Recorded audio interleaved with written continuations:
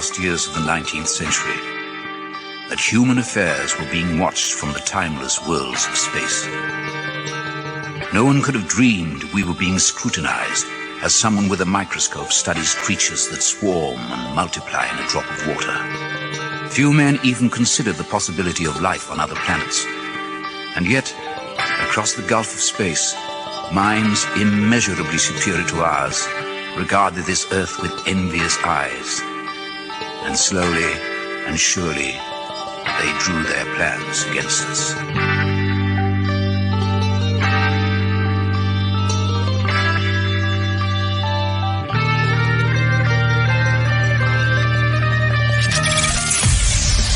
Broadcasting live from a tiny studio somewhere in North America. This is Dark Matters Radio Live. And now I give you your host, the silverback of ufology. Here's Don Ecker.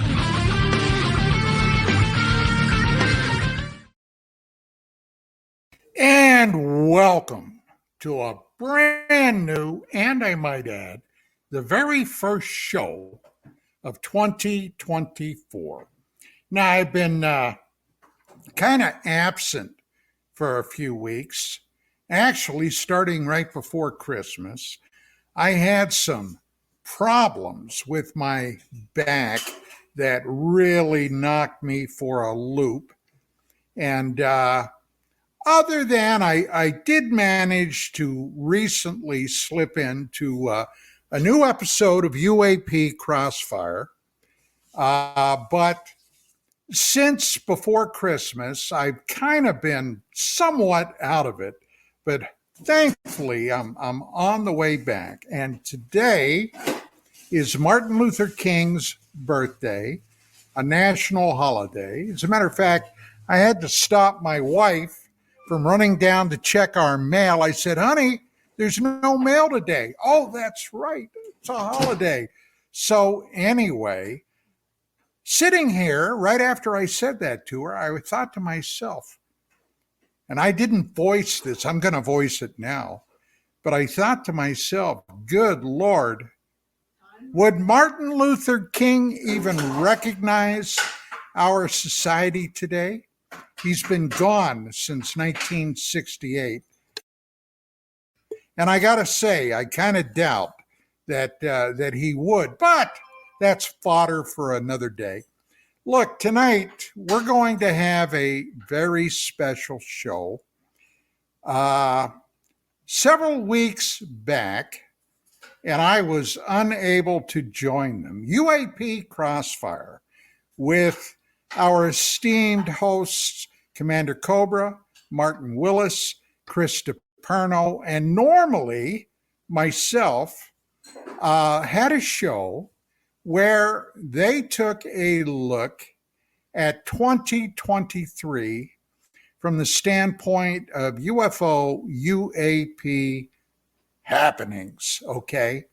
And last week, I had a thought. I talked to Skywatcher, our executive producer, and I said, Bill, it might be interesting to see if all those fellas could come on DMR and we could kind of do a show about that very thing in the possibility that a lot of my audience didn't catch what they were talking about several weeks ago.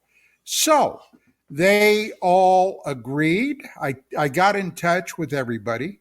Everybody said, yeah, that sounds like a great idea. So let me bring them on. Mr. Martin Willis, okay, who's got there he is. Martin, welcome to DMR. Thank you. Glad to be here. Who's got his podcast, UFO. Commander Cobra, who is joining us from the frozen over state of Maine. Commander, welcome. Good evening, Decker. Good evening, Martin. And in the spirit of Dr. King, may I say to everyone on Capitol Hill, the truth will set you free. There's that too. And of course, our favorite former detective and criminal investigator, Mr. Chris Deperno from Buffalo, New York, which is probably another icebox up there. Is that? It that? is. Mhm. 4 feet today, 4 feet of snow. Saw that. Yeah. Oh, Yep. oh my I'm not God. getting out of this chair because my back and legs can't take any more shoveling. Do you got a snowblower, Chris? I do, but it was so high. I kid you not. It was so high that you could not throw the snow over the amount. So you actually had to shovel first to get a path in order to get the snow out. I'll tell you, I told my wife this is my last year of spending in Buffalo. I don't want to go anywhere where there's snow. This is Well, ridiculous. I gotta tell you, this morning when Vicky came out to join me for coffee, I always get up way before she does. We were sitting out here, and I asked my AI device, you know who that is, Alexa. I asked her what the weather was. At that point, it was in the 40s. And I started to complain about that until I checked the East Coast. And then I shut my mouth. It was like 47 degrees. I did find out one thing, guys. The most sadistic people in the world are the snowplow guys. Because just as you finish getting there, they put that blade down, they take off like there's no tomorrow, and you're completely filled again in stuff. I've never seen people throw shovels at snowplows, screaming, giving them the bird the whole bit. That's how bad it was today. So, Chris, when my dad used to have me stand at the end of the driveway when the snowplow was coming, was he willing to sacrifice his son? Is that what you're trying to say? You know, they don't stop for anything. They hit the horn, they tell you, get out of the way, and they come flying. And I mean, you're just stuck right there. It's. I've never seen anything like You this. bring back a memory in the 60s when we had a tremendous snow. We made a snowfall. We had a snow fort, and we were all in the snow fort, and it was right along the side of the street. When I think how we survived the 60s and 70s, I have no idea. And we heard the plow coming, so we all lay down inside our snow fort, and the plow came over the top of us, and then we saw daylight. We were within inches of the blade when it shaped up. And we were so scared that our parents knew what we had done and almost what happened. We could care less about how close we came to getting sheared. It was seeing the blade plow go over the top of us. So, yeah. I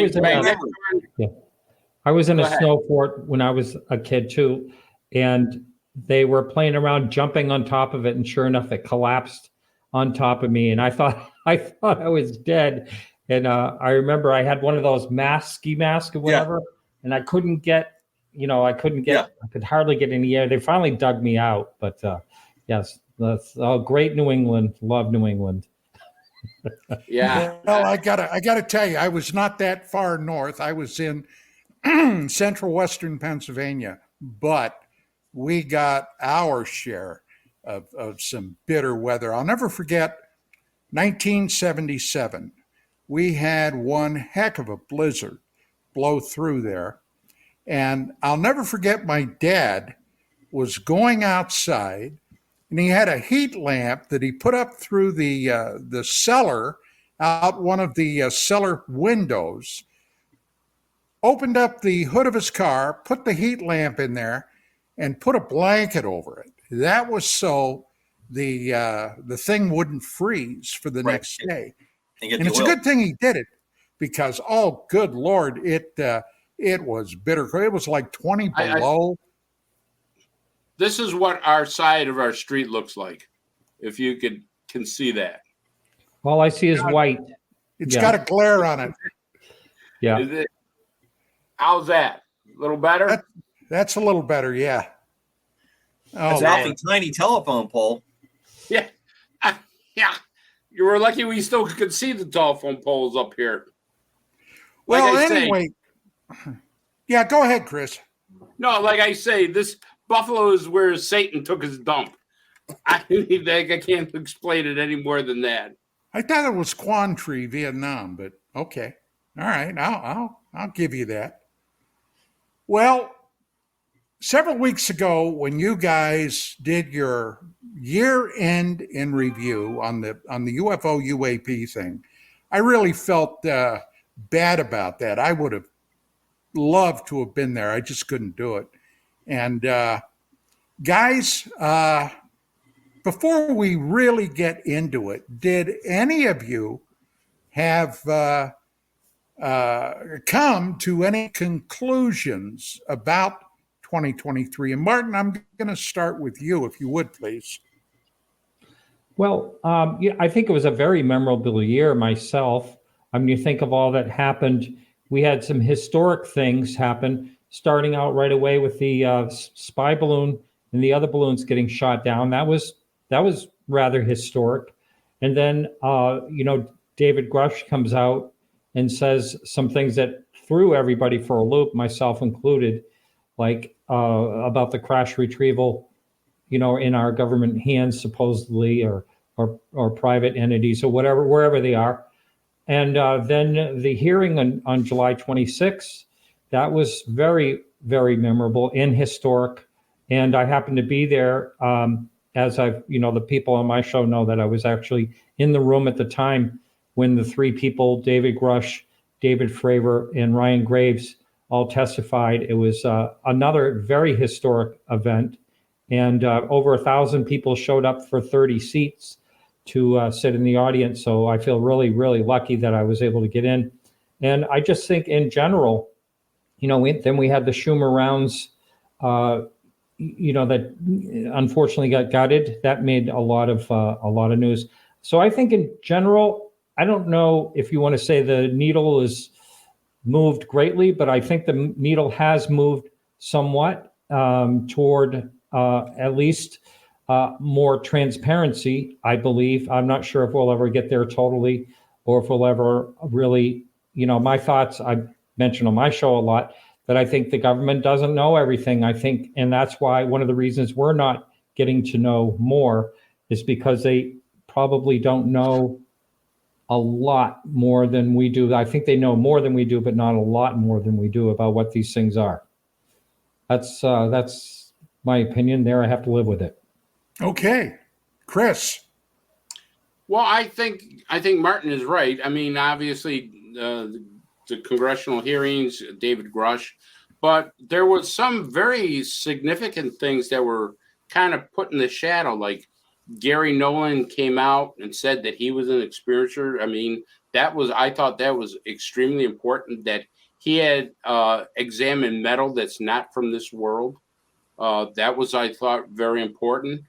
Did he say how he determined that?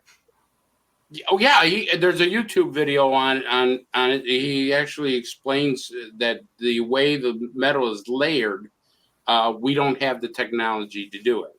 So I thought the stuff that Gary Nolan came out with was extremely important, and I thought that was a big step toward, Well, let me throw a sabo into the works. Okay, are you familiar with that? What into the works? A sabo into the works. Oh, sabo, yeah. It takes out tanks. So you're about ready to take me out. No, wouldn't shoot. You're just going to make a little tiny hole, and then when the explosive goes inside, then you're in trouble. Rumbo! Go ahead. No. Is he a metallurgist, Nolan? He's not a metallurgist. No, he is not. Nope. He's, I don't know, he's a brilliant scientist. So, and he's at Stanford Laboratories. And so if he didn't do it, maybe somebody did it and gave him a report. But I mean, he's actually saying that this stuff that he examined was it. Now, he also talks about examining MRIs that were given to him by the government of pilots who had close encounters with these objects in the skies, and found that there was physical damage to some of the pilots. So, I mean, obviously, this is a guy that holds 40 patents. He is a person who Stanford allows, or I should say, heads their scientific research. So, I mean, he's got to have credibility, like Hal Puthoff, Eric Weinstein, and some of the other people. No, I was just being a little bit of an asshole when I asked that. Well, no, you weren't. That was a good question. I think that, and I think Martin followed up with that to say that he's not a metal earliest. So I mean, you can question that. However, it's not just, it's a cumulative of things that he's been. I delivered a baby once, but I'm not a police pediatrician. officer. Yeah. Yeah. How about that? Yeah. How about that? How about it? Ruined my freaking uniform too. But anyway, okay. Go ahead, Chris. I was just saying, so I mean, you have to take a look at what Gary Nolan said.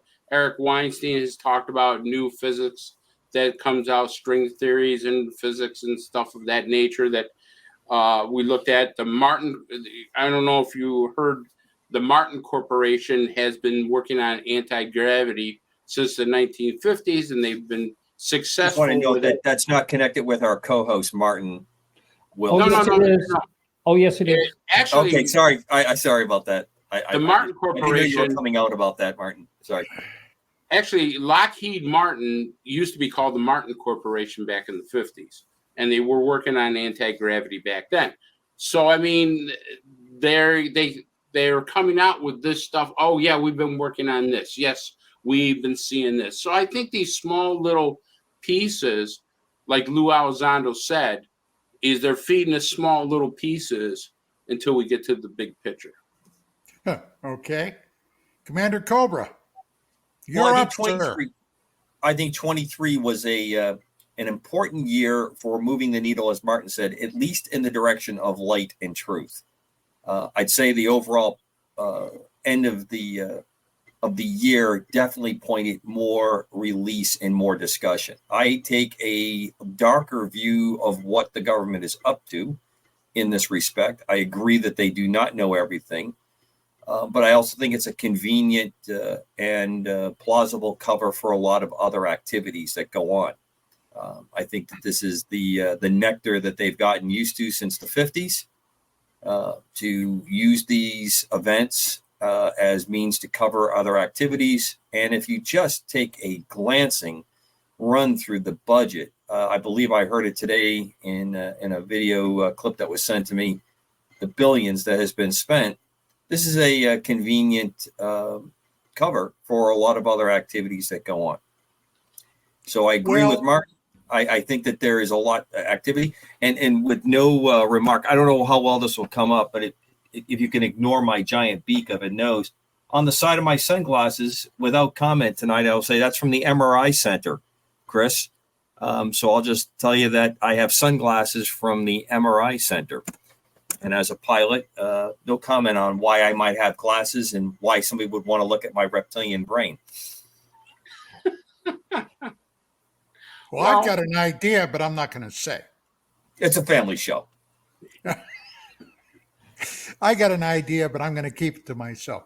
Well, guys, when you're talking about the federal government, in my opinion, and this is strictly my opinion, it's not KGRA's opinion, it's none of these gentlemen's opinion, but we have a federal government that is beyond chaos. And I'll tell you why I think that, all right? I just read a news article. As a matter of fact, I read it 3 times. I read it right before the show again, okay? But probably when it comes to public safety, public security, safe and reliable transportation, there is no federal agency probably more important than the FAA, all right, that handles, all aircraft travel all across the United States and literally around the globe. Now, I read this article 3 times because, quite frankly, I couldn't believe my eyes. They are now officially trying to get new employees, okay, to come in and interview, and ultimately the FAA hopes they can hire these people who are afflicted with mental instability, people that have had mental problems, people that are disabled, all in light of the DEI, okay? They are now, I guess you would have to say, in the parlance of the day, officially woke. Now, I don't know about you all, okay, but if I am going to be flying somewhere on a commercial aircraft, I don't necessarily want to put my physical and personal safety and the safety of my wife in the hands of someone that is mentally unstable, but the FAA felt they had to hire them so they could meet their woke agenda. Now, are you first, just tell me yes or no, are you guys aware of this? Okay, Commander Cobra is. Yeah, I got to jump in, Don. Before you, and please continue down the line that you want to discuss. None of these people are headed to a cockpit to fly an airplane. The FAA doesn't fly that many airplanes. I mean, they do have lots of pilots that do check flights and related work.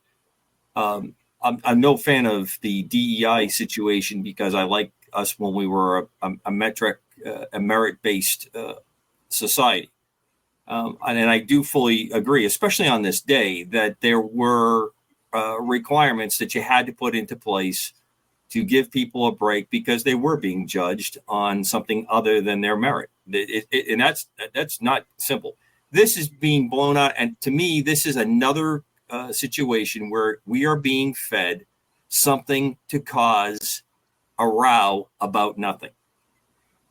In the mental instability could cover a vast number of veterans because of traumatic brain injury, the other after effects of a combat tour or extended combat tours. This is to cover something on a chart to say, look how absolutely wonderfully diverse we are and what we've done. But if a person is not physically able to pass a flight physical, they're not going to become a pilot. In fact, what's very interesting on this is that a number of pilots that are out there flying right now have disabilities from the military, but still allows them to fly civilian. And the FAA in the last year and a half has really cracked down. In fact, I just did my flight physical last week. And if I had any kind of disability, I had to bring in paperwork to explain what that was, because they were very concerned that people with disabilities on one counter that were, active duty pilots at some point were now on a disability and now flying for the airlines. So I understand the outrage. I understand. To me, the outrage is we have gone from being merit-based, and I completely concur that we have had a number of times over our history where people have been blocked from entry into doing that because of other than their merit. And I don't want to turn into the civil rights hour, but there has been things wrong. I think most of that is on the path to correction, and this is just a deviation into an area. But I think the announcement is much like what you hear me get on my soapbox about on this show and on our UAP show. It drives me nuts because this is much to do about nothing. This is either trying to get good press or get people more aggravated, or both. It seems to be a lot of that. I think as a country, we're very divided, and it just seems like there's all types of fuel always feeding the fire. And if you go on Facebook, you can find out, you can join any type of site that you want that's going to keep something fueled and keep you angry. And I just think, I blame a lot of this stuff on social media myself, this type of thing. Well, Martin, I think it was Samuel Clemens that said it. You put two kinds of ants in a jar and they're doing fine. They're moving around and they're everything, they're on their respective, whatever they're doing, building their ant castles. You shake the jar, and the two sets of ants, the two tribes of ants go at each other, and they're tearing each other apart, killing.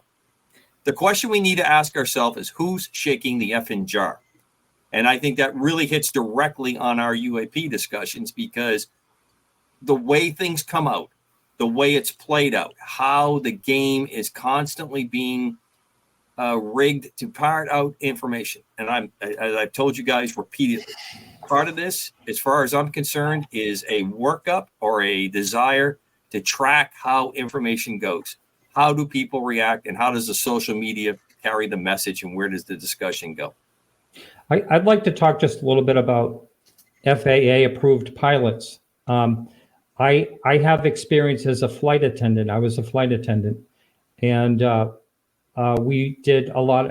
I was actually in Cuba on a private contractor for the government. We brought them down there in Cuba while the first Al Qaeda were being flown in. Actually, that's when I was there.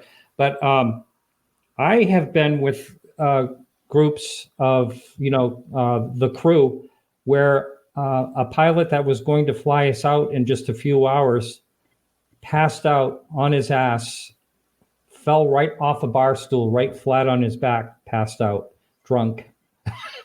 And, so you talk about feeling safe in the sky. And then one time I opened the cockpit to see if anyone needed any food or coffee or whatever.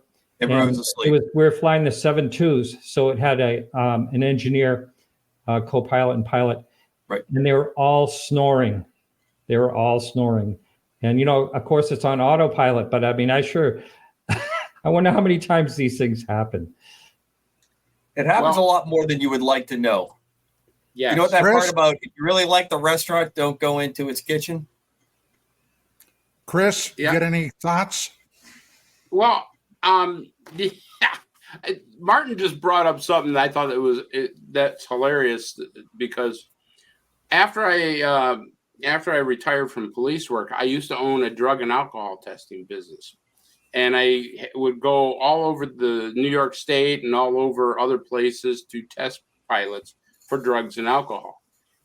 And I was absolutely shocked on how many times these people failed. Now, I will tell you, the FAA, once you get caught, all right, you're drug and alcohol tested God knows how many times. Every time you go to the bathroom, they want you to pee in a cup or take a breathalyzer test after you get caught. They don't fire you. But I was shocked how the FAA actually had pilots that, they take you immediately off the plane or stuff, and they say, okay, you got to go right here for an alcohol test, a drug test, and they fail. And that's why I don't fly. I'll take a train, but I hate flying just simply because I know that there's pilots up there that have alcohol in their system.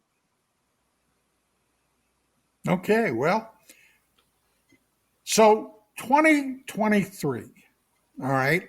Now I gotta say that as long as I've been involved in this field, going back to the end of the 1980s, I dealt with people all through the government, the Department of Defense. I dealt with, the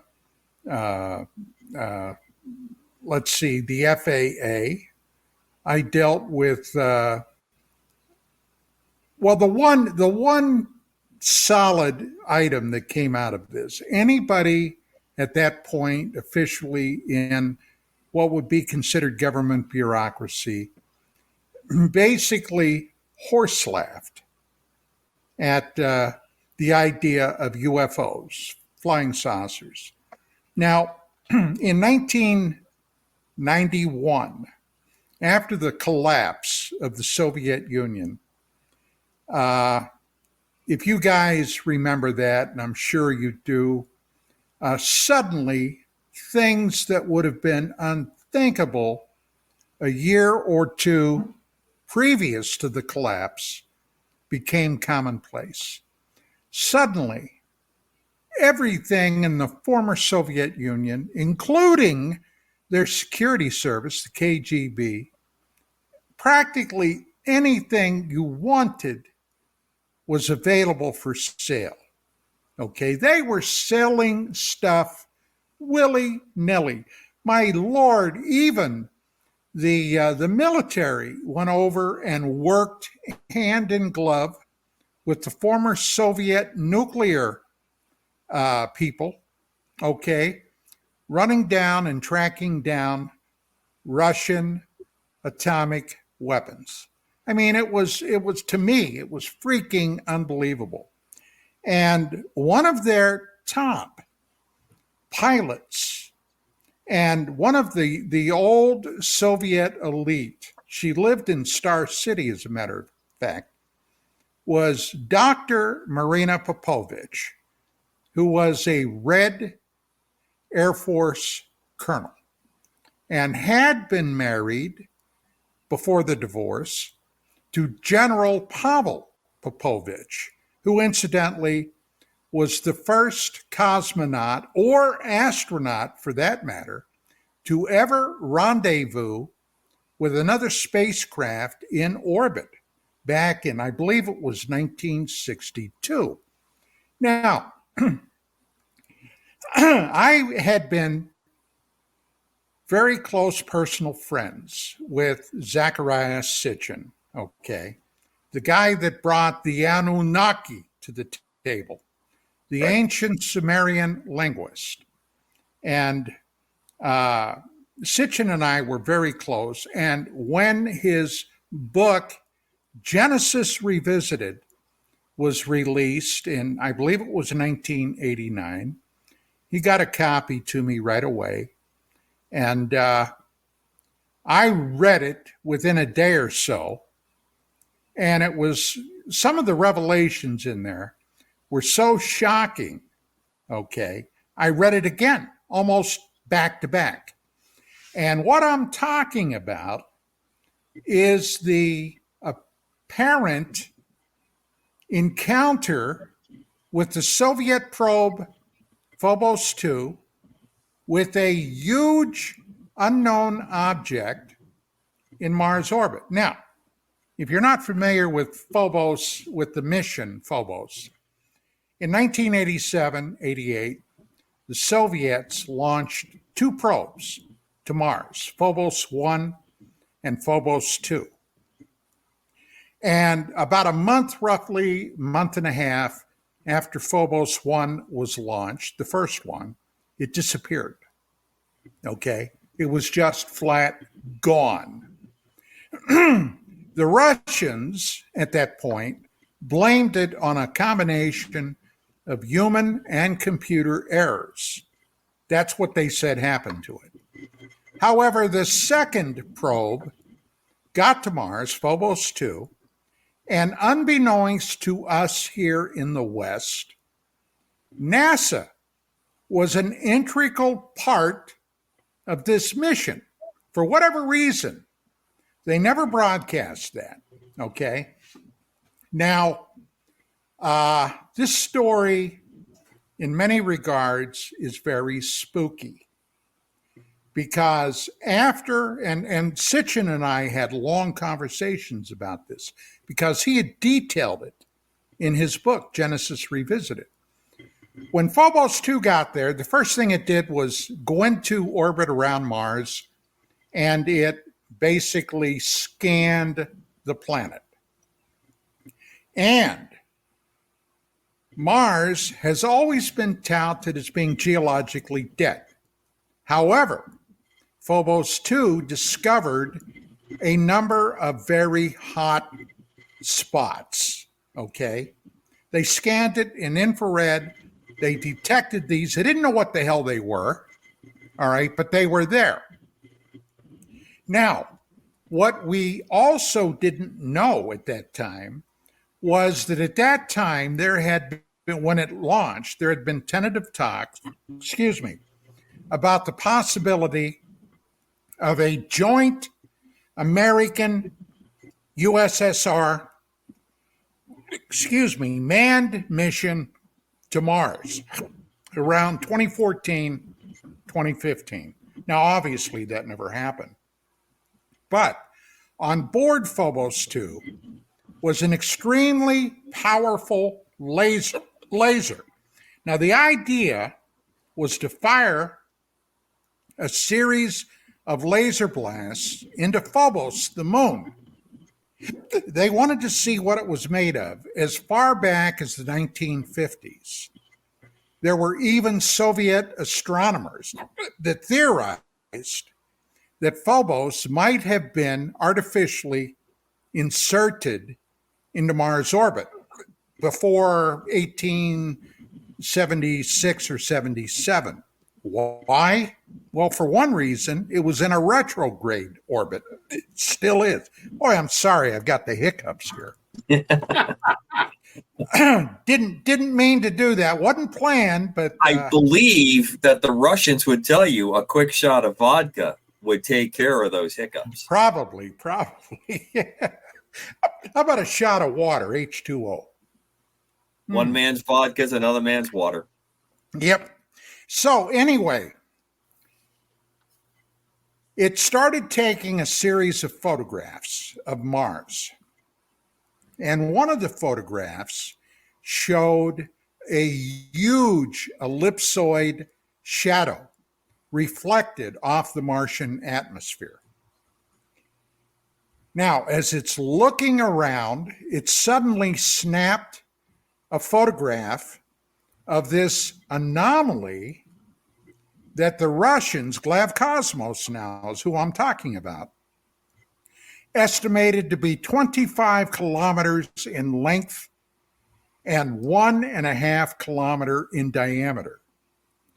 And then the spooky thing happened. According to Glavkosmos, this object made a maneuver and came right at the probe, hitting it and destroying it. They said it was turned into a spinner. And then everything went black. All right.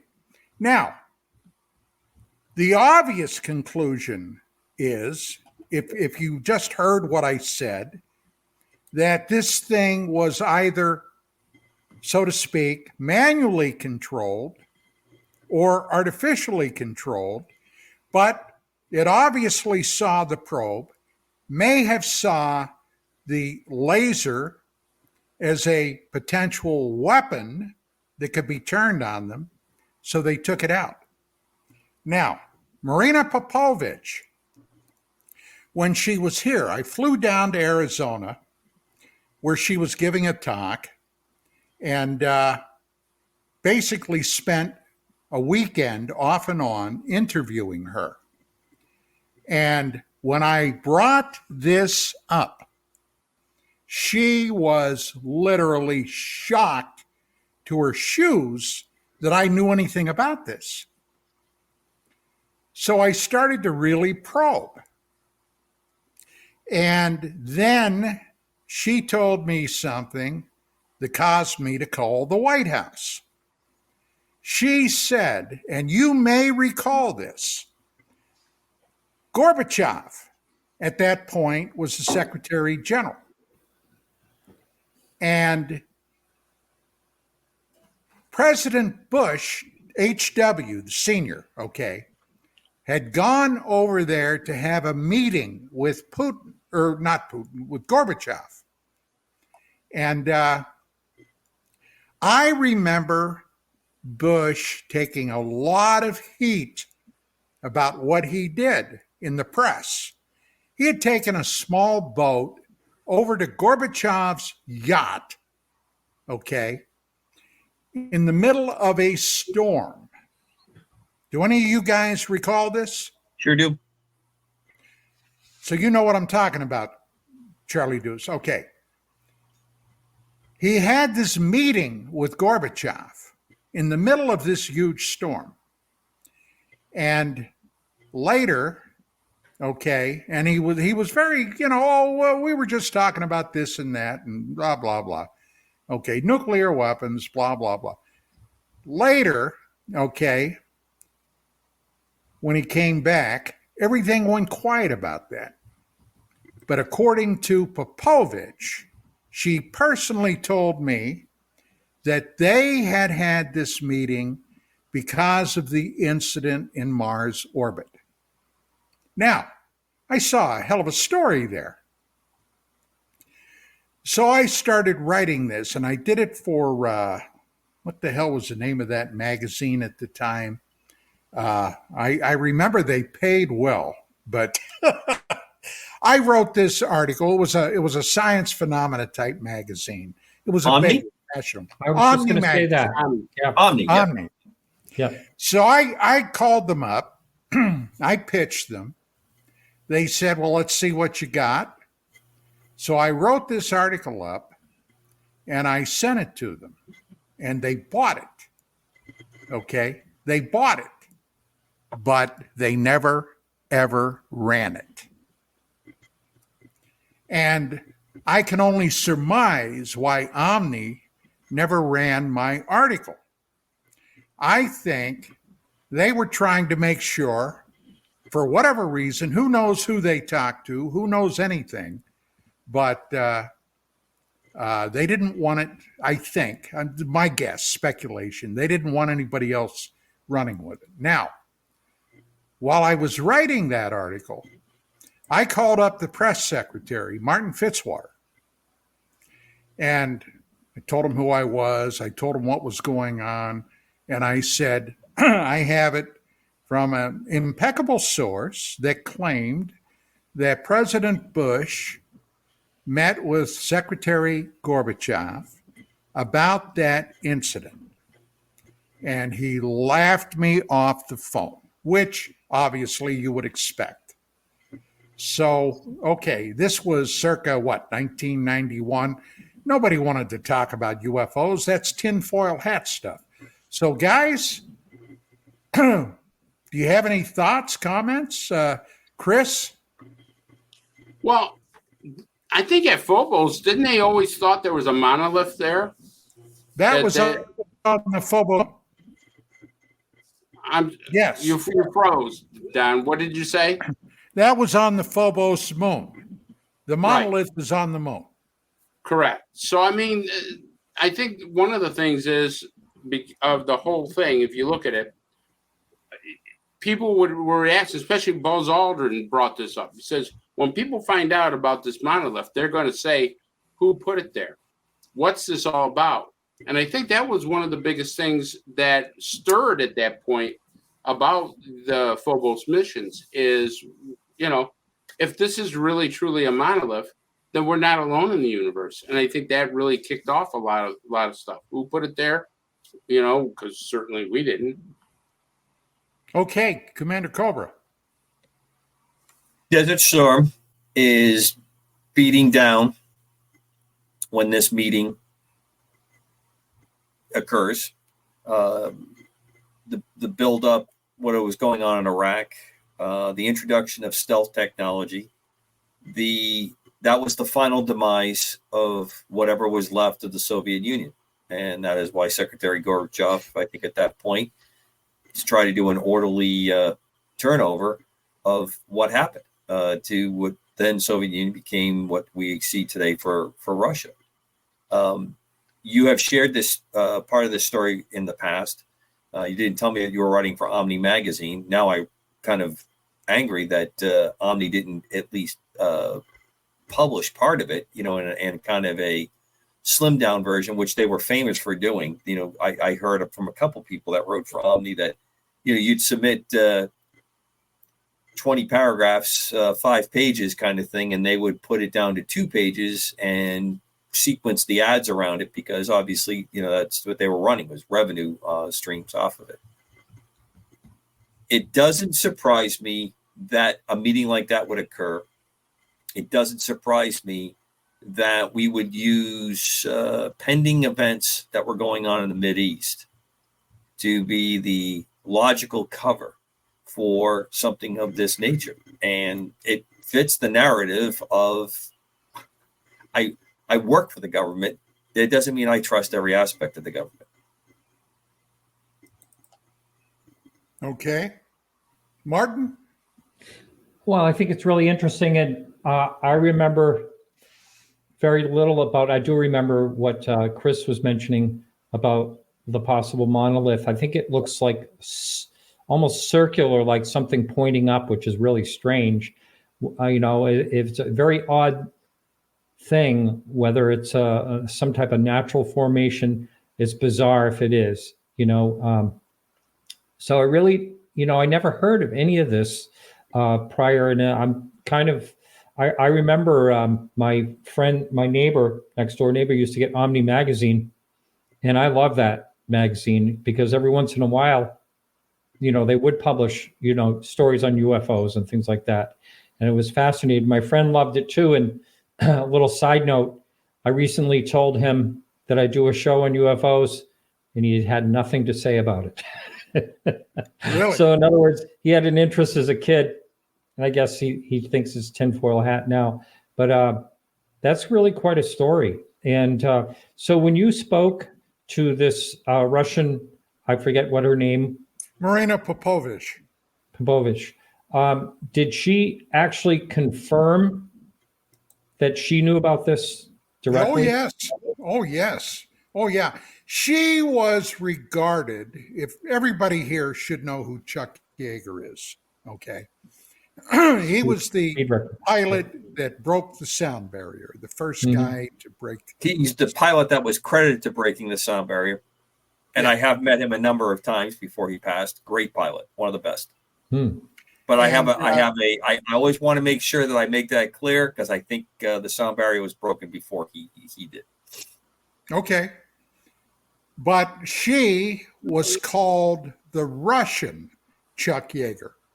This woman had won every aviation accolade that you could possibly win. She was one heck of a pilot. Now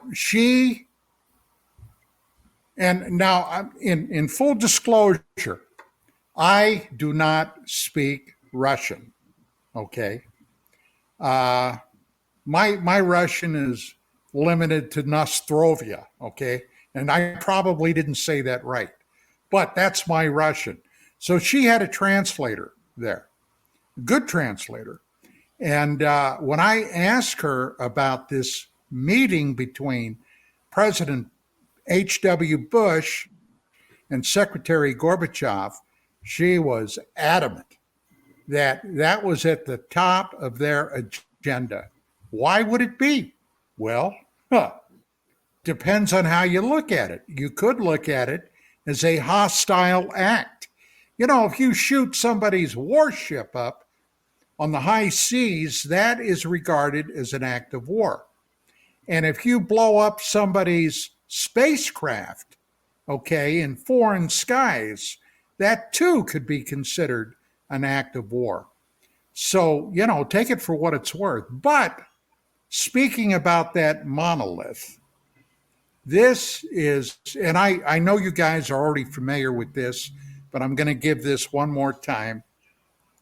In 2014, I was the research producer on that television show, Aliens on the Moon, The Truth Revealed. And it ran on the Sci-Fi Channel, and the suits there really butchered a lot of that. But there was some very good information. And in that show, I revealed a photograph that I found that came from JPL.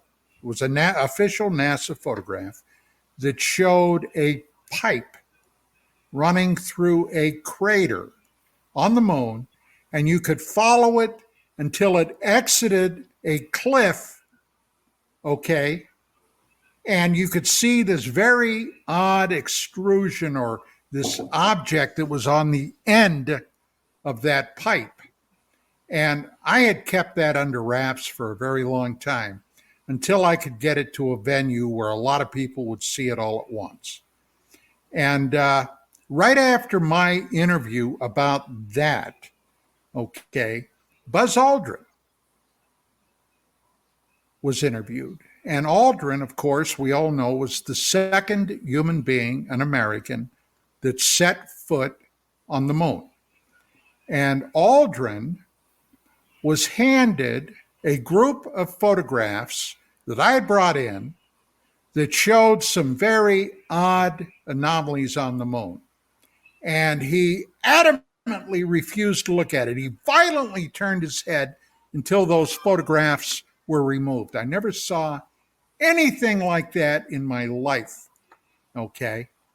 But the one thing he was willing to talk about was a manned mission to Mars to find out what that obelisk was. Okay. Now, here was a guy who was a national hero because he went to the moon, the second man to step on the lunar surface, but he refused to talk anything about the moon. Now, Chris, I know you know as a detective, and I sure as hell know as a detective, that is very suspicious in itself. Okay. What is it that had Aldrin scared to his britches about talking about the moon? Well, I think there's a lot of things that astronauts are very scared about talking about, because I think they come to realize there's a lot more out there.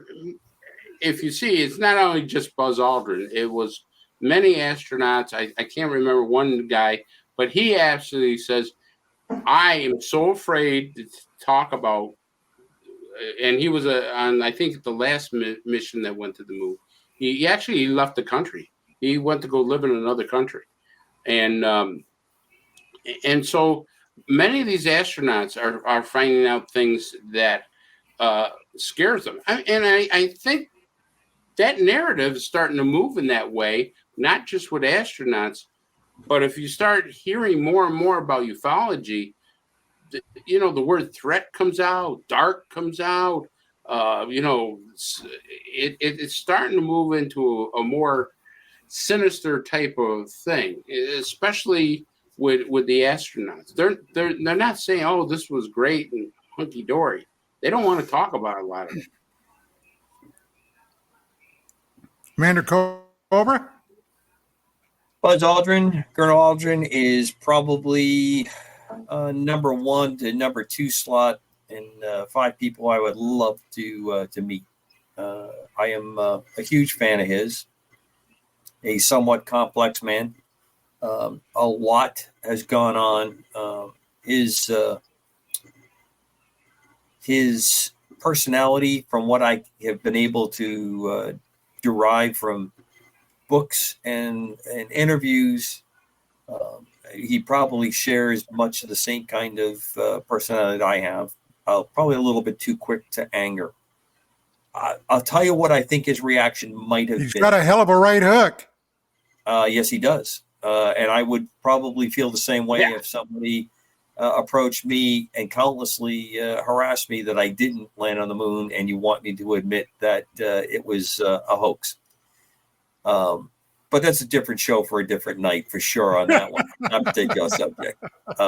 But I would go as far as to say that if he appeared, when he appeared at this conference you were at, and that came up to him not being briefed, and the kind of tumultuous relationship professionally probably at the point you're talking about that was going on with him publicly, with NASA, with the government, to me, really, it doesn't surprise me. To me, it sounds like he thought it was a setup, that these photographs show up. They shouldn't have been there. It's obvious that you're not supposed to have found those photographs. There's no reason in the world you should have had your hands on those if they portray, and I have no reason to think that they don't, what you're claiming, what you're seeing on it. So I can understand his reaction greatly from that. And the public has been very difficult with him, and he's been difficult with the public his entire post-career. And I think it's a tough slot that he has. I think his work is amazing. And as I said, I'd love to meet him. And I would probably put a good left block up for his right swing when I would ask him so these pictures that my buddy Don Ecker sent, what happened there? I would ask.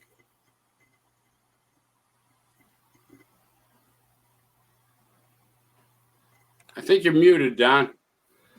You got any thoughts, Martin? Well, looks like we're about 20 seconds into break. We're going to be going into break, but I'll talk when we come back. Okay. All right. Very good. What a segue. What a pro. What a segue. Nothing like a great pivot. I could have Chanel going crazy too, but yeah. All right. I don't ever want to cross Chanel. Ever do I want to cross Chanel? No. Neither. Well, that we're at the top of the hour almost. We're going to take that break, and we got a heck of a lot more coming back. So, hey, gang, stick around. And welcome back. And when we went to break, we didn't have enough time for Martin to give us his comments. But Martin, take it away, my friend. Well, I never, thought about, what Buzz Aldrin is that. Basically, you're talking about these photos that you somehow got. Now, the question I have, this wasn't like from the rover or something like that. This was like a shot that one of the astronauts took on the moon. These were photographs that came from NASA. Most of them, or many of them, were from orbit. Some were photographs taken on the surface, but there are archives of lunar photographs that came from the Apollo program that basically are stored in various archives around the country. One of those archives is over here at JPL, Jet Propulsion Laboratory, and I got them from somebody that worked over there. And some of those photographs were quite stunning. And they show, to my eye, now I was not a military photo analyst, okay? That's not what I did. But I've seen a lot of classified photographs in my time. And some of those there's just no getting around it. They were artificial. Now, how those objects and things got there, I have no idea. I can only surmise. But they were the real McCoy. They were the real deal. And it was just a shocking occurrence to see his reaction. So, very interesting. Now, I was lucky enough to interview Alan Bean. He was the fourth person that stepped foot on the moon. Very interesting, very, very nice guy. I actually interviewed him about his artwork because I had a podcast on art and antiques, and he was an amazing artist. He died in 2018. Like I say, super nice guy. So the question, I was able to ask him some questions. Now, he was involved, I want to call it something like Space Lab or something in the 70s, where there was Skylab, some UFO incident. And I did, once I started doing this show in 2000, after 2011, my show, I contacted him and said, how you doing and all that. And by the way, would you be willing to talk about that incident? He said, no, I'd rather not. He said it in a very polite way. He was a very polite man. But I did ask him, I said, how do you deal with people that say you never landed on the moon? And he was very, a great response. He says, well, I can't change anyone's mind. And, maybe they're not hurting anything. They're not hurting anything by their beliefs. They have their beliefs, and that's the way he goes, I'm not about to try to change anyone's mind. It's just, if they want to believe that, that's fine, as long as it's not hurting anyone. And he also got involved in a FBI situation where someone was claiming they sold a moon rock that he came back with on eBay. And so the FBI contacted him, and he said, the only thing that he could ever get from the moon was dust off his boots. And he actually incorporated that in some of his paintings, which is pretty amazing. And he has when I asked him, I says, now NASA let you actually take those boots home? And he answered, not exactly. But yeah, he was a cool guy. Don, I'd just like to say one thing about, Buzz Aldrin was quite a character. And if you remember, he still is. Yeah, he is. He still is. The thing was, he went to Antarctica one time, and I think he got sick there. But remember, I think he put out some kind of statement saying what he saw at Antarctica was so evil. He wanted to tell humanity how evil that was. And the other thing about Michael Collins, when you mentioned astronauts, if my memory serves me well, Michael Collins actually reported that he was being followed by some unidentified object. Am I correct on that? He was the command module pilot while they were on the moon. And didn't he report that there was some object following his craft? Buzz Aldrin did. Okay, on the original Apollo 11 flight to the moon. As a matter of fact, a television movie was produced where the actor James Marsters, who, and this, I probably shouldn't say this because everybody's going to look at me and laugh, but I was a huge fan of Buffy the Vampire Slayer. And James Marsters, played the vampire Spike on there, and he was one of the highlights of the show. The guy was hilarious, but he portrayed Buzz Aldrin, and they had a big sequel. Do you guys recall seeing this film? Any of you? Okay. Oh, I sure do. Okay. But remember, I'm also watching Steve Canyon reruns on Prime. Getting ready for the show. So Okay, but anyway, yeah, but that was a very interesting film, and something was out there. They tried to initially blame it on a booster, and they were able to pretty much definitively say no, it's not a booster. But whatever it was, it followed them to the moon. So there you go. And then there was Story Musgrave was another. I interviewed him as well, who thought there was something going on with ET or something. I don't know if you've ever heard about snakes in space. Snakes in space. He saw some type of thing in orbit that was, how do you say it, undulating like this? Undulating. Yeah, there you go. Moving like a sidewinder snake. You know how they do that motion, almost like an oscillatory kind of pattern. Yeah, so whatever that was is anybody's guess, but he seemed to think, at least initially, it appeared to be pretty alive.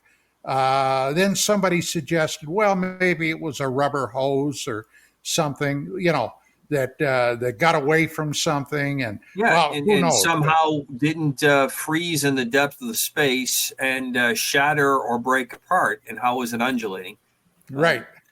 That's always the the physics involved in spaceflight, and the fact that we pulled this off in the 60s and 70s the way we did. To me, is probably one of the greatest stories of humanity that will be overlooked, because we're still trying to figure out how to get back to the moon, and we've been there, and we can't duplicate what we did then because we won't take the chances that we took then with better equipment now. I mean, the computing power of what was on the Apollo missions, the computing power that was available is totally outclassed by what you just picked up, Martin. It's a key fob. Yeah. We're talking 16-bit technology was considered incredibly powerful at the time. Right. And since we're on the discussion on astronauts, I think Gordo Cooper is one of the more interesting people, because he was unabashed talking about UFO experiences. He talks about seeing UFOs when he was an Air Force line pilot in Europe, carrying tactical nuke or capable of carrying the tactical nuke if the balloon had gone up. And I don't want to get into the whole balloon thing again, but that was the expression that was used. The balloon went up because it usually meant a barrage balloon was going up to help prevent enemy aircraft from getting to your target, to your base. It's amazing stuff, but it's also very telling how many had nothing to say or always demurred from the subject when it came up.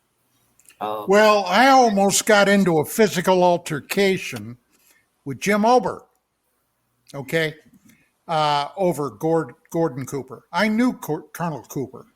Went over, my wife and I went over, we interviewed him at his offices in Van Nuys. What a gentleman, Yep. The man Seemed like was it. the Yeah. epitome of a gentleman. And God, if I'd have known, I've got a picture of Colonel Cooper and I together. But if I would have known, I would have made that available.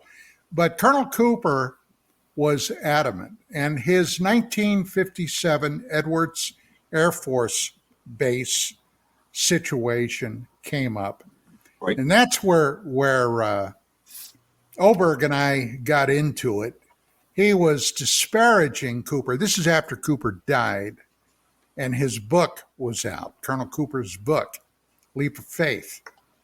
And Colonel Cooper told me that and if you guys know what I'm talking about, let me explain. They were filming some flight test or something out there.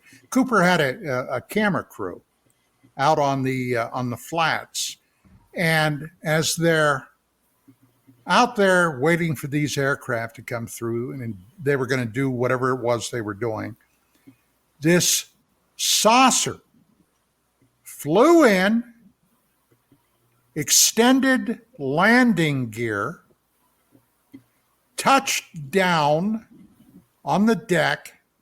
They filmed all of this, They filmed it. It's there somewhere. And then I believe, if I remember, and it's been a while since I read the book, but I believe one of them or both of them started walking toward it. Suddenly, the landing gear retracted, the thing's hovering there, and boom, it's gone. Well, they immediately went back. They contacted Colonel Cooper. They told him what they witnessed and filmed. Cooper had a number. If they had any weird situations or anything crop up, he called, and he told them what he was just told. He was cautioned by whoever he spoke to, don't look at the film, don't put it on a projector. We're sending somebody out right now by special courier jet to pick that up. He said, okay. They brought the film back to Cooper, and he didn't put it on a projector, but he did unwind some of it to look at what was on the film. He had to get it developed first, just one thing. Yeah, he got it developed. This was after. That's what I said, Martin. Yeah, it developed. It's after he developed, had it developed. And he looked at it, and he wound it back up, put it in the case. Courier came out. He handed the case off to him. Boom, that was it. Never heard from again. So, yeah, it's there somewhere. Do you think that's a curious thing? You have this. You have the Big Sur event, where the UFO goes around the dummy missile head and zaps it a bunch of times. That they got that film. They have this film. Do you think they really still exist? Do you think they were destroyed? What do you think would happen? Where would those things go? And why doesn't AARO have access to that? Well, they're in somebody's secure archives. I have no doubt. They're not going to. I would find it highly unlikely that anybody would have destroyed those. They've got them under lock and key. Commander Cobra? Two things. Yes, I think that they were stored probably with the kinds of fractured organizations that were involved in this, the infighting that goes on, stuff hidden. The one thing about film, like videotape, none of these things were digitized. So it would be easy that if they did exist, probably has deteriorated unless it was, put in the proper kind of archive situation. It wouldn't surprise me in the least that there are places that you could walk into that are no longer even being maintained or being actively curated, where if you were allowed to go through, you'd find all kinds of interesting things. One of the things that Don brought up earlier with the fall and changeover from the then Soviet Union to modern Russia, a lot of the files that came out until they stopped it from the KGB and the various security services files gave their version of events for a number of operations that went on, things that the Russians, then Soviets, knew that the North Koreans had done on something like the Pueblo. There was a lot of information, and because there was really a very tumultuous turnover, change in any kind of procedure and secrecy, glasnost was the toast of the day. A lot of stuff flooded out until they got control of it and started to realize they didn't want to give away too much. And yeah, this democracy thing is cool, and we're definitely going to be one of those, but we're going to go to it gradually. We need to have control, and information is power, and information is money, and money gets you power, and all those kind of things. So it doesn't surprise me that you could physically lose track. And when I talk about I'll give you a really good example. Because of a really difficult situation between the Wright brothers and the Smithsonian, because the Smithsonian just basically crapped all over the Wright brothers. They thought that Langley was the guy. They threw all kinds of money against Langley's experiments. Langley's steam-powered aircraft takes off on the lake and goes right into the on the river, on the Potomac River. The Wright brothers didn't allow the Smithsonian to have the Wright Flyer, and it was in England. And the Wright Flyer was on display in England until about the middle of World War II, when everything is getting terribly destroyed. They dismantled it, they put it on a ship, they brought it back, and the Smithsonian got it. And it sat in a facility until by accident it was found and fully restored and then brought into the Air and Space Museum where it now resides. So that's a pretty big artifact. I mean, that's a pretty significant artifact from the 20th century. But there's all the personality crap, all of that's wrapped up in this. Arguments and distrust and unhappiness and the bureaucracy of the government getting on top of itself, personalities in control. It's amazing. You take something as potentially serious as this, I would imagine a number of the people that we're connected with have long since parted from any kind of professional capacity, if they're even still alive, and things just get lost. I can't tell you how many times when I moved into a new office and I would go into a file cabinet, I would start going through it with no note, and the stuff that I would find left over from Cold War operations to plans to things like that. You go, why is this stuff sitting here? It should never be left here. And it was. And no one knew, and there was no one you ever point a finger to. Well, let's not forget a few years ago, we discovered that NASA had lost all the original Apollo films and data and recordings. They found them, where was it? In a closed down McDonald's store? McDonald's hamburger store? That one, I don't know, but it doesn't surprise me. No, it happened. One of you guys, and I can't do it because I'm running the show. Well done. No, one of you guys check it out. I'm going to type it up. Let me type it up. Okay.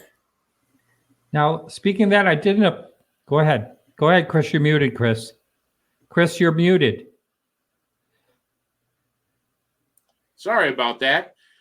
I did one of those Don Eckert things. Anyways, I was going to mention, Martin, when you mentioned about the missile being blown up, I've been watching, I don't know if you remember the old series called Project Blue Book.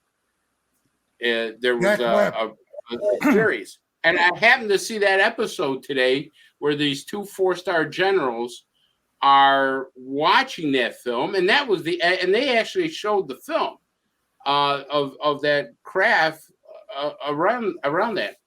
And they looked at each other and says, pretty much they're explaining how we're going to explain this to the American people. Well, we're not, because if we tell this, that we're totally defenseless about this stuff that's flying around in the skies, that we can't stop them or can't do anything, it would cause such a great wide panic throughout, the United States. So they said, we got to bury this and just bury. And I even though that's a series, you can imagine some high-ranking generals going, yeah, we got to bury this. This cannot get out. Well, yeah, that's the problem. Everything has been buried for God knows how long. How many years was it until we discovered that the entire Gulf of Tonkin situation was probably a total screw up? It wasn't probably, it was. There's no doubt about that one. And I'll give you it. So this is what I was able to quickly pull up, Don. Apollo 11 missing tapes. The Apollo 11 missing tapes were those that were recorded from the Apollo 11 slow scan television telecast in its raw format on telemetry data tape at the time of the first moon landing in 1969. But it doesn't show them actually finding it. There's quite a few links, so I'm going to have to dig a little bit more. Yeah. But if I remember correctly, they were discovered in a closed down McDonald's hamburger store, okay, that had shut down, and apparently somebody rented it and stored all that data there. And if anyone ever reads anything written by Admiral Stockdale, probably one of my number one all-time favorite people, an incredible naval aviator. He was actually flying the night of the Gulf of Tonkin, became a prisoner of war 11 years, and was the leader of the POWs in Hanoi. He makes it clear in his biography, they knew they were chasing nothing but thunderstorms and lightning strikes. There were no patrol boats.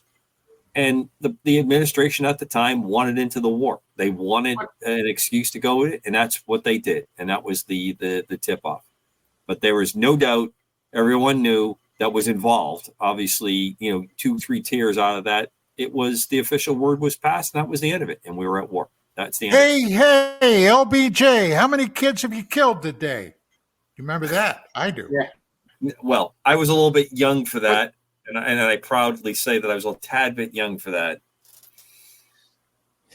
But that's the same thing in ufology. I mean, we put up so many false flags about ufology that we don't know. I mean, we got our heads spinning on, are these interdimensional? Are they extraterrestrials? If this was Groucho Marx's show, the UFO or the ET would have just dropped down out of the ceiling holding the little placard, interdimensional. That is going to be the word of 2024 in this subject. That will be the capital word that this is going to have all, to use another, this will have all the gravitas in 2024, will be interdimensional. Congressman Luna is already saying that Grush does not call them extraterrestrials an alien.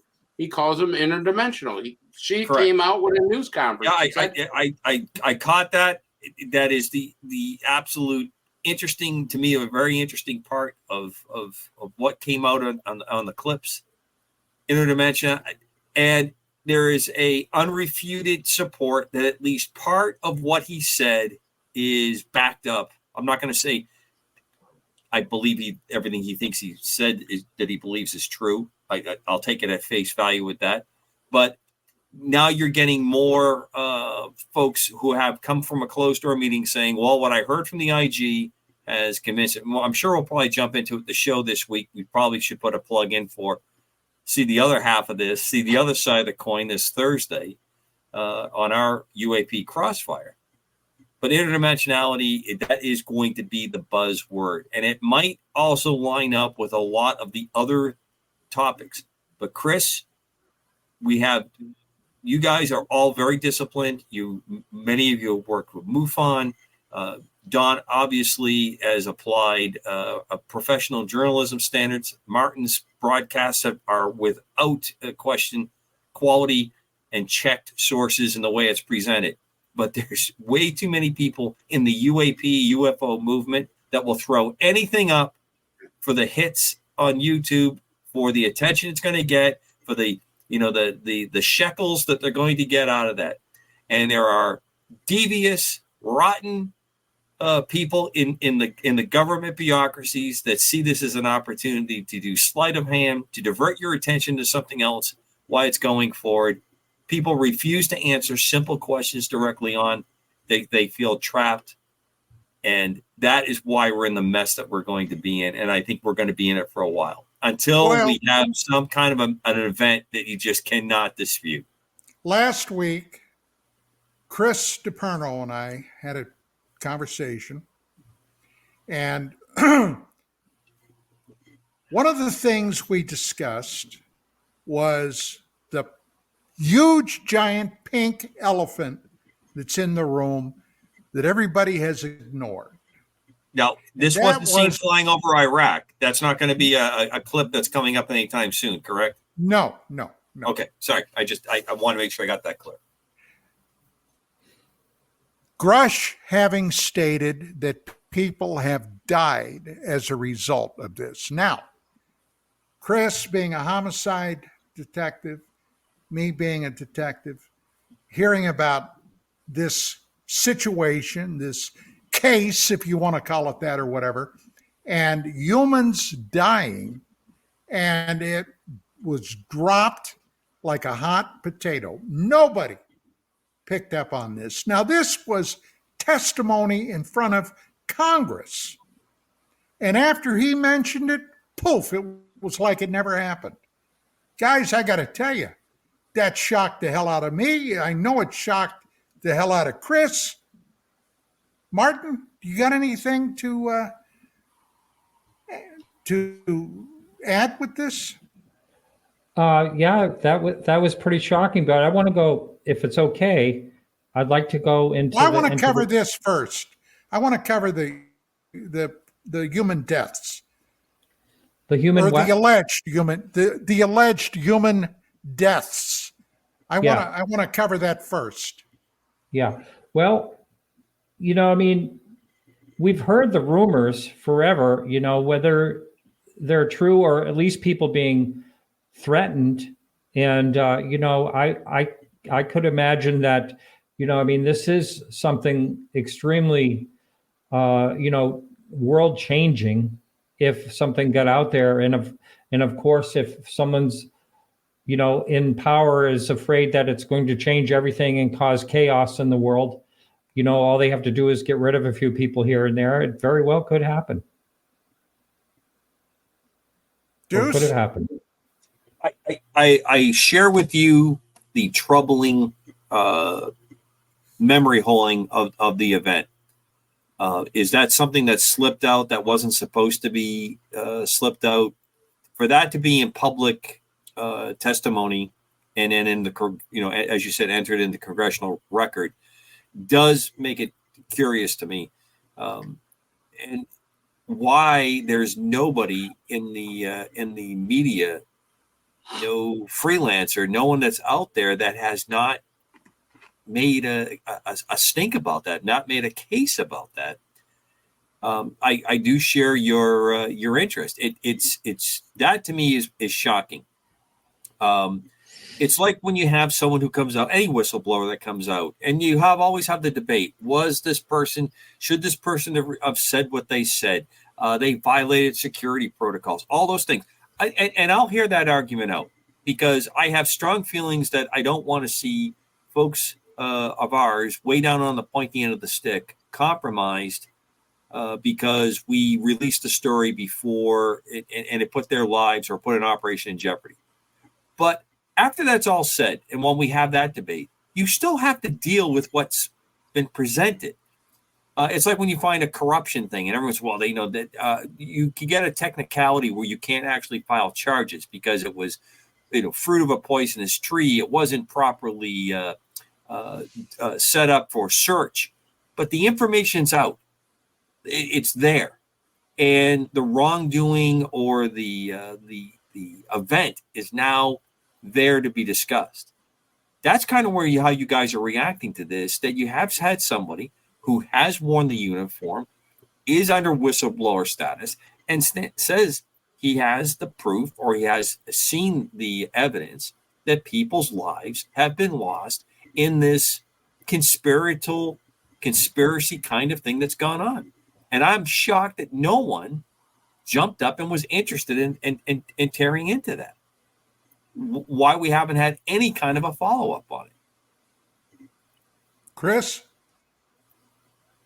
Well, not only the homicide, I'm looking at other whistleblowers. For instance, like Martin did or was going to do an interview with that Marine, Michael, what's his last name, Martin? Herrera, but it wasn't him. Yeah, but Michael Herrera claims that humans were being boarded on some craft. He saw these boxes, and these boxes were supposed to be filled with humans and being boarded on a craft. Now, that's human trafficking, one of those heinous crimes in the world. So if he's coming out with that statement, why isn't anybody jumping up and down saying, wait a minute, whoa, what's going on here? Why are people... We're looking at the picture so narrowly in ufology, and in order to give this person credit, we got to look at the other stuff that they're saying. For instance, how do you know that these are humans in these crates? How do you know that people are being murdered? And we need to have those answers on certain questions of what they're putting out. When they put out a statement like that, that's the time right there, right in front of Congress, right in front of anybody saying, wait a minute, who's been killed? Who's been trafficking? Well, and the fact that didn't happen is amazing. We examined Herrera several weeks back. We did a show on whistleblowers. Mm-hmm. And we pretty much, I think it was pretty much a universal consensus that we had a lot of questions for this guy. Yep, absolutely. Proving his bona fides. Martin, I cut you off. I'm sorry. What were you going to say? You were wanted to mention something else. Oh, no. Yeah, I'm in touch with Michael, a potential guest. But after I watched a few things that he has done and claimed, I have a lot of questions for him. So that would be because some of the things he said was pretty remarkable and way above and beyond. They always say, watch the story if the story changes. Well, the meat and potatoes of his story is about the same. But then he goes on about going into some, being invited to go into some place. I don't understand why that would ever happen. And where there was a craft floating or a monolith floating or something like that. I don't know if you've heard any of that. That was DC Long. DC Long said he was brought down into the basement because they were going to build a firing range, indoor firing range. So he was brought down into this basement, and as they were bringing him in to this place, he saw this floating monolith. Give me a break. Do you think they're going to put a top secret project with some contractors coming in going, yeah, we'll build you a couple targets over here? I mean, I know the government is not the brightest thing in the world, but I don't think they're that stupid. Or Cobra thinks they are. I get Cobras go, yeah, they probably are. I'm just going to smile. I'm just smiling. Okay. I don't want to say any more. because Can I bring Martin's up going to send me an one more email guy? tomorrow saying, "Hey, you need to check comments in the show," and it's going to be, How how come Cobra wears glasses? Because Cobra still gets a paycheck from the government, and Cobra's still trying to carry the mail bag and actually deliver the mail. Okay, I still have an unending. Thank you, Martin. That's all I needed. That's the kind of wingman that you need when you're going into the dark clouds, right there. How Jump about on Corey the Good? put the glasses on. How about the whistleblower Corey Good? Remember the whistleblower Corey Good? You hardly hear his name now. The super soldier. I was trained with every weapon in the universe. I was fighting the Martians, the Jupiters, the this and that. He wouldn't even know what a nomenclature of an N16A1 is. Come on. This is why ufology has a problem, is because we get these stupid stories instead of really focusing on the real important things. A lot of things boils down to the fact that people want to believe. And there's a great saying that goes, it's much easier to fool someone than convince someone that they've been fooled. And so once someone is fooled, I don't know if any of you've watched or seen any of this. The real anthropologist took a look at Jaime Maussan's so-called mummy alien and said it was human bone, a few human bones, animal bones, and all put together with synthetic glue. That's the final analysis of that. So, well, here we go again. If I follow that correctly, didn't that alien body have a viewing and a presentation in the Mexican? Oh yeah, Congress? it was their congressional hearing that they had, and Ryan Graves went to that, and he apologized to everyone after that he even went there, because it was a circus. Unfortunately, with Jaime Maussan, it can become a circus. Well, in 1992, while I was doing a series in UFO magazine called The Whistleblowers, all right, where I took a number of people, individual, different issues, and examined their claims. Now, one of those guys was a guy at the time going by the name of Guy Kirkwood, okay? Now, Guy Kirkwood, not his real name, but he was claiming that was his real name, had been billing himself as a retired U.S. Air Force Saberjet pilot, F-86, back in the early 50s, 54. And his story involved being based in a secret squadron stationed in Utah. And these guys were on call to go up and chase UFOs whenever they came into their AO, okay? Now, as it turned out, during my investigation, and I wasn't the only guy, the guy had never served in the military to begin with. Back in the 60s, he had been outed by, of all people, B-1 bomber Bob Dornan, okay? And there was a hell of a story there that I went into. Somebody that was very familiar with it at that time was writer, journalist, and 14 investigator John Keel. Now, I knew John, and I had called him up and had a number of conversations about this. Too long to go into here. But the bottom line was the guy was a total fraud. Well, I ran my article. There's a lot more to it, but, be that as it may.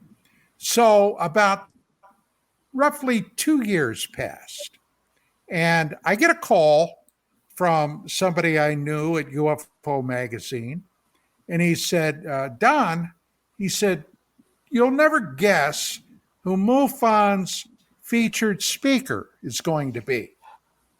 And I said, who? He said, Guy Kirkwood. Now, Guy Kirkwood's real name was Noel Bryce Cornwall. But Timothy Good, in his first edition book, Above Top Secret, had Guy Kirkwood in there as this fighter pilot. Okay. So, I mean, he had BS'd his way across the entire spectrum. So, at that time, Don Waldrop had been the lead head MUFON guy out here. And I called him up and I said, Don, are you aware of the expose I did on this guy? Yeah, I am. I said, why in the hell is MUFON having him in there? Well, because he can fill the seats. Oh, I see. Okay. All right. He can fill the seat. In other words, people buying tickets. So, hey, look, right there. Right there. What are you going to do? And that's one reason, I got to tell you, I got for a while so sick and tired of doing all that work, that investigation, tracking people down, doing this, doing that. And you present your evidence, irrefutable, and people still keep showing up to hear this guy's bullshit. So there you go. So if I could throw something into the mix here, because I'm taking a look at the clock, this is probably one of the most important segues for this year that we're in. Because if prediction, we threw some predictions out, obviously we are headed to see more released materials, more released testimonies, experiences. We, as people that follow this, have to critically think and attack this differently than we have to date. And now I'd say the three of you have done absolute legion work in trying to present and verify and admit when, hey, look, this sounded really quite promising in the beginning, but when I delved into it and got this, it's coming up short. And you throw out what you know is fact. You delineate what your opinion is. But you got to, we've got to continue to encourage people to continue to approach this. Yes. I know folks are probably tired of me saying it. I don't need an outside source to convince me what I have concluded, what I believe this situation is. I think this discussion and this evolving point to interdimensionality, that perfectly fits with probably a very strong possibility of what we're up against, because it explains a lot of the physics, the little bit that I understand of it on that. But we've got to get folks to really, you have to, when you see these charlatans, you need to put your hand up and say, hold on, what's the source of this? Or why are we not talking about things that are really blockbuster kind of issues?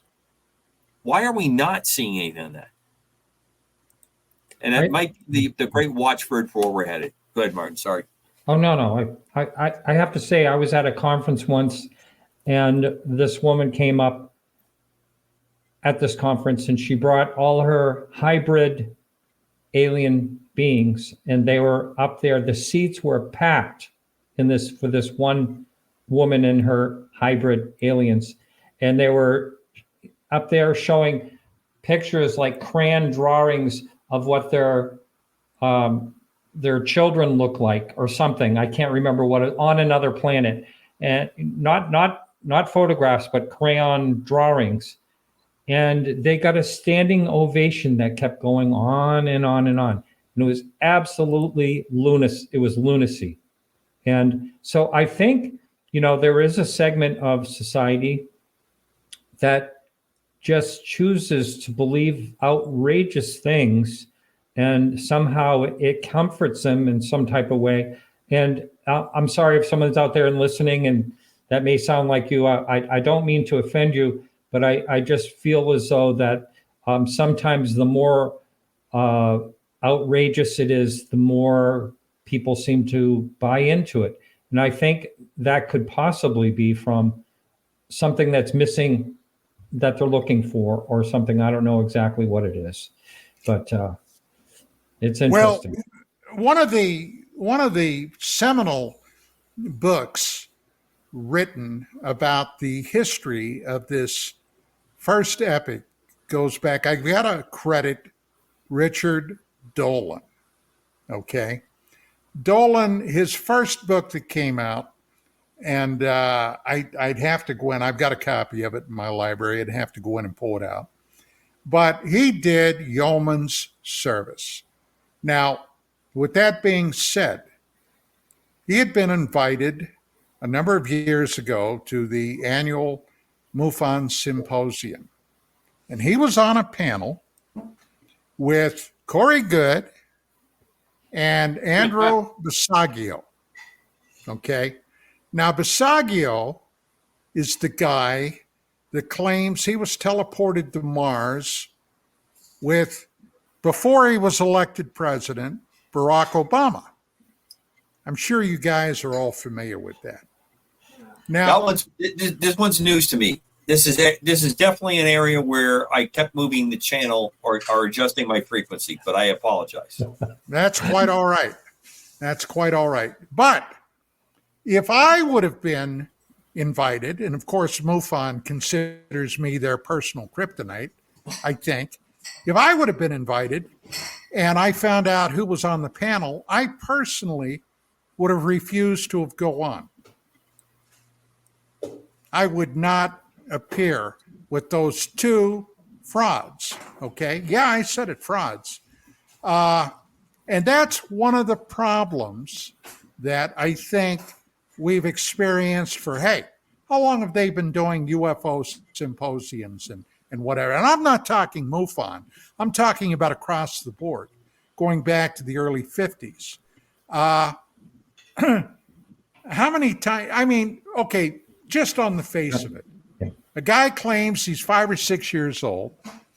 Somebody beams into his bedroom, grabs him, beams him off to Mars, has him grow up on Mars, okay, become this super soldier, fight intergalactic baddies for 20 years.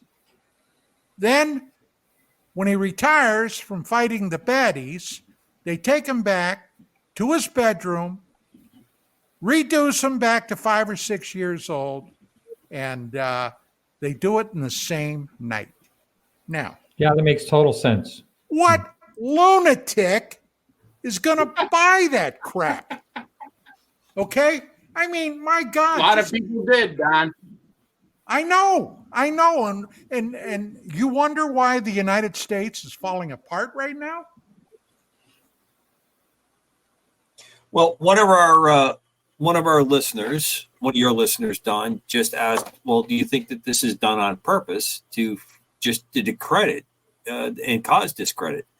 And I say yes, that there are people that are fed information that are seen as workable sources to do this. And if you go back to some of the original Blue Book era events, there were government agents that were involved that were seeding information to people so that they would cover activities that we were doing, mainly around the SR-71, which was one of the projects they were desperate to keep as covered as they did. I think one of the funniest stories that's associated with this and the power to believe were folks that were approached about they had made contact with they were hit at these conventions, that they were looking for investors because they were part of the group that was commercially going to make these craft available. They were going to have a huge leap over it. They were going to be able to move around the globe and then travel solar system intergalactically.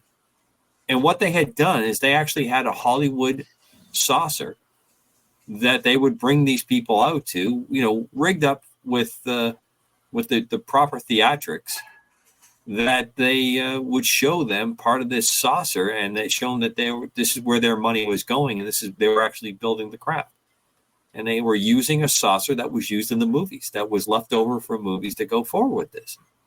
And it's a documented case, and I think it's actually horrible. But you if you're in a position that you want to control information and you want to divert attention and you want to take cover, and if controlling and understanding where information is going, the weaponization of information, these unfortunate folks that get caught up in it, this is exactly the kind of conduct that goes on. So yes, to our commenter from the show tonight, from the audience, I think you're spot on. That a lot of this is done intentionally. It discredits other people that are around it. And as Don said, if you're on the stage with one of these or some of these people that's hopefully making this out of whole cloth, and then they discredit it, that lands on you. And if you're an accurate researcher, or if you're a whistleblower, you get yourself into a world of hurt because your story gets discredited because you weren't careful.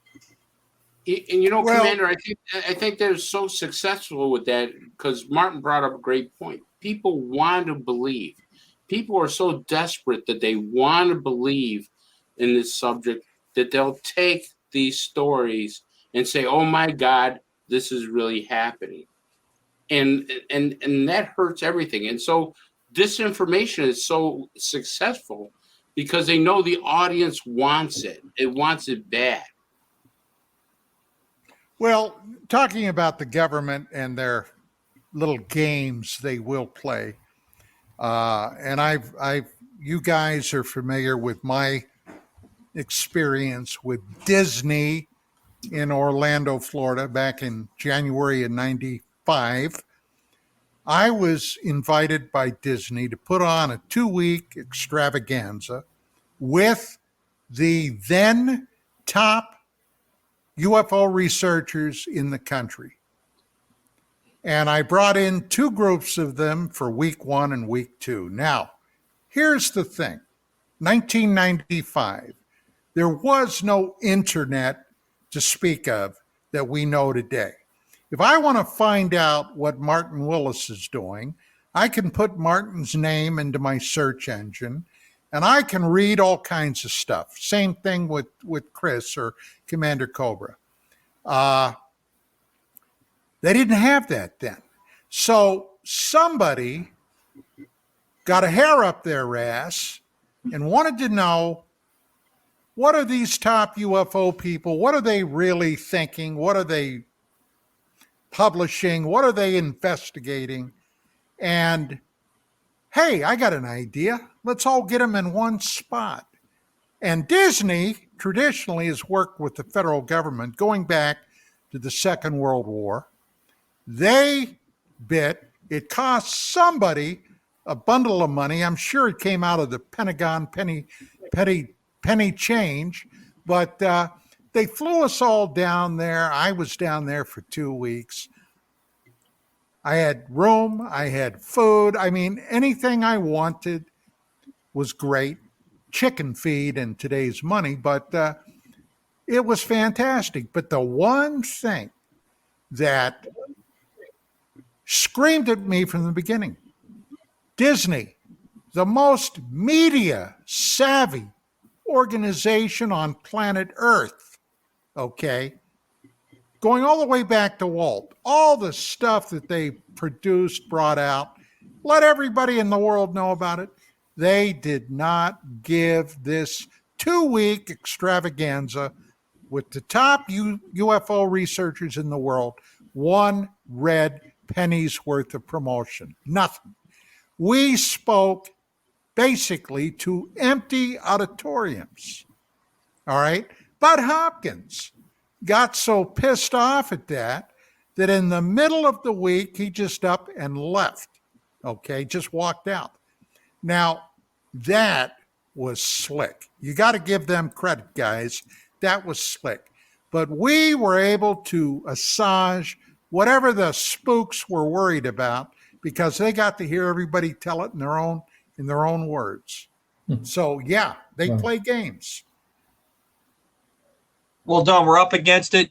Charles, another question from Charles or comment. Charles, yes, Charles, that's what I'm saying, because the government does print the licenses. They're the ones that issue the license. So I think that disinformation is a way to go. and it's the weaponization of the freedom of speech is what we're up against. I guess we're up against it, Don. I want to thank you for having me. Well, you're welcome. We got roughly a minute or so. Last thoughts, words, Chris. I'm going to refer to Martin because I think Martin wanted to okay, Martin. talk about something. I'm sorry. You know, I was talking when you asked the question. I talked over you. What did you say? Last thoughts before we run out of time. No, I just hope that if it's interdimensional, I want to know about it because it certainly answers a lot of the questions that people have been talking about the way they've seen things react. But I think, like along the lines of Jacques Vallée, it's probably more than just one thing. Myself. Yep. Commander Cobra. Well, I said the word is interdimensional. A lot of these events with UAPs have a paranormal cross tie to everything, and a lot seems to fall into place and gets explained. It's been we're gonna hit this a lot more on Thursday, gang. 5 p.m. Pacific, 8 o'clock Eastern on UAP-Crossfire. In the meantime, we'll see you next week. Have a safe week. Good night.